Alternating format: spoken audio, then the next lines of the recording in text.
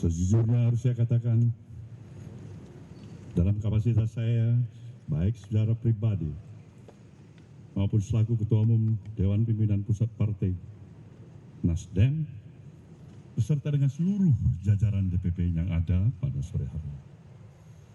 Dan tentu juga tidak terlepaskan dari seluruh selagorde, baik Dewan Pimpinan Wilayah, Dewan Pimpinan Daerah, sampai DPRD Partai Nasdem seluruh Indonesia. Kami dalam suasana penuh keprihatinan,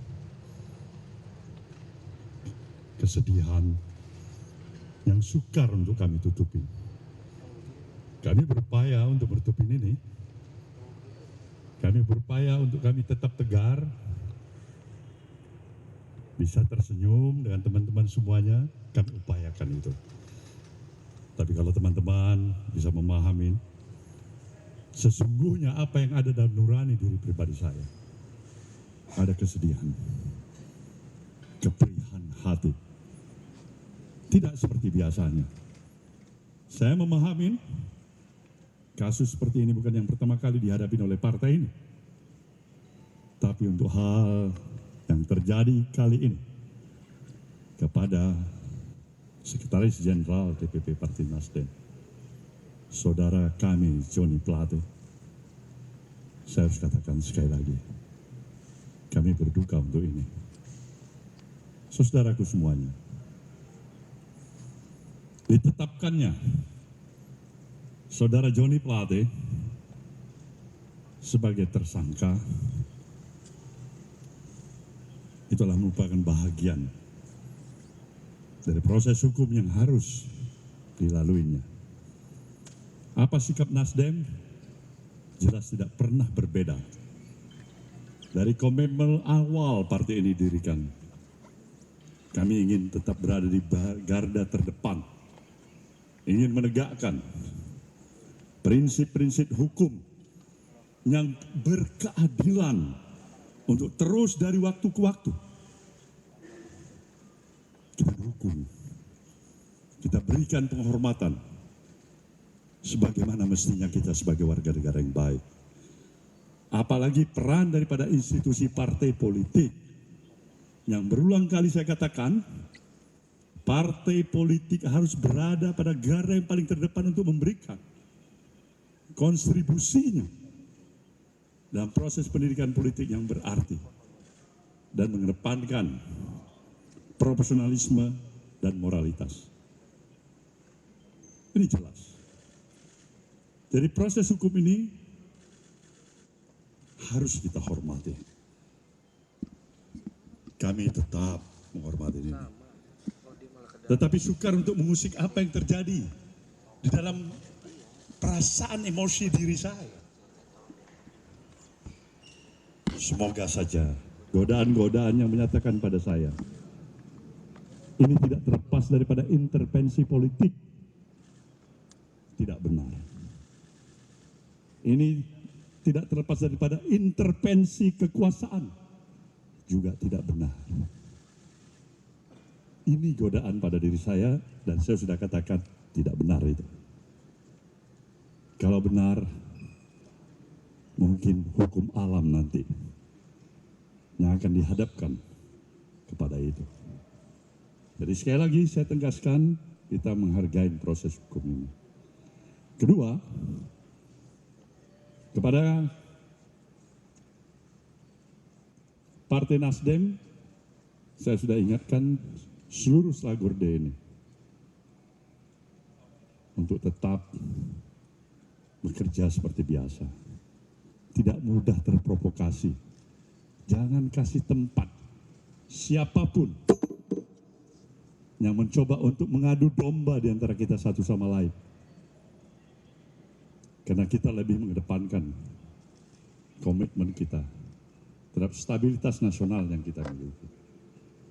Ini jelas komitmen kami yang kedua. Dan yang ketiga, mengingat tugas dan kesibukan, posisi dan peran kesekjenan. Maka pada hari ini kami telah menetapkan, memutuskan saudara Haji Muhammad Taslim, Harbalis Taslim sebagai pelaksana tugas kesekjenan sekjen.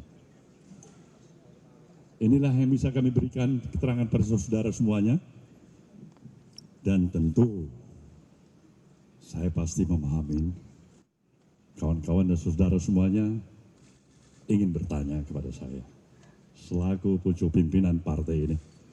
Saudara boleh bertanya apa saja. Terima kasih.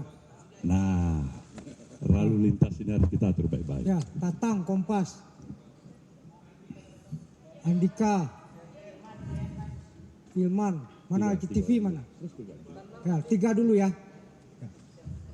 Silakan Tatang.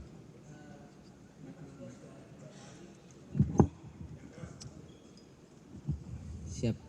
Mohon izin Pak Surya dan jajaran elit Partai Nasdem. Mohon izin bertanya Pak Surya, ini sudah kali kedua Sekjen Partai Nasdem, yang pertama dulu Rio Capella dan sekarang Pak Joni Plate terlibat dalam pusaran korupsi. Apa evaluasi ke depan Pak yang akan dilakukan? Yang kedua adalah bagaimana setelah kasus Pak Joni Plate ini hubungan antara teman-teman Nasdem dengan Istana akan seperti apa Pak? Itu aja, terima kasih. Baiklah. Silakan. Selamat sore, Andi dari Kata Data. Dari? Kata Data, Pak. Katadata.co.id.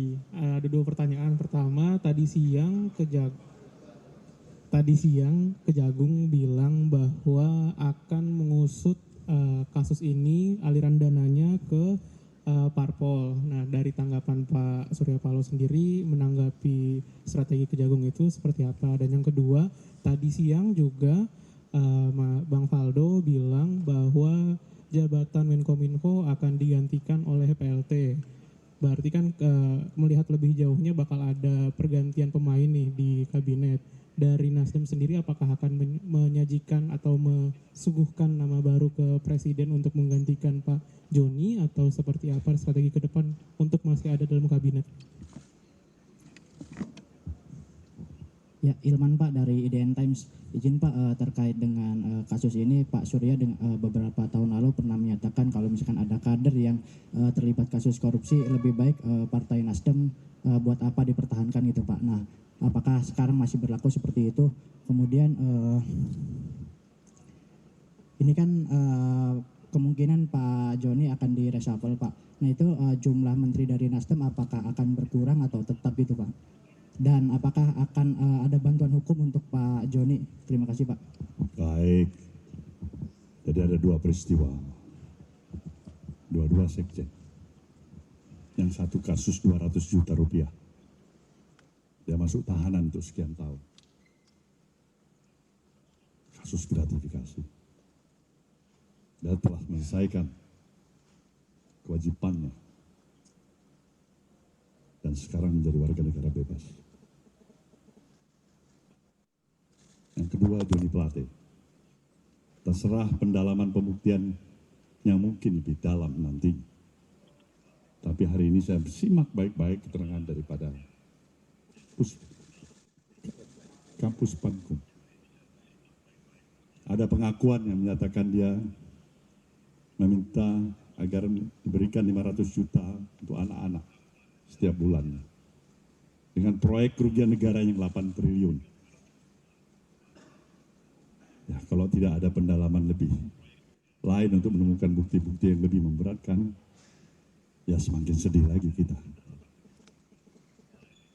Terlalu mahal dia untuk diborgol dalam kapasitas dirinya. Sebagai menteri, sebagai sekjen partai, terlalu mahal. Terlalu mahal. Kita tetap menganut ajas praduga tidak bersalah. Tidak ada di antara kita yang memastikan diri kita ini terlepas dari kesalahan, kesilapan, kebodohan, bahkan dosa. Itulah arti kehadiran kita sebagai manusia biasa.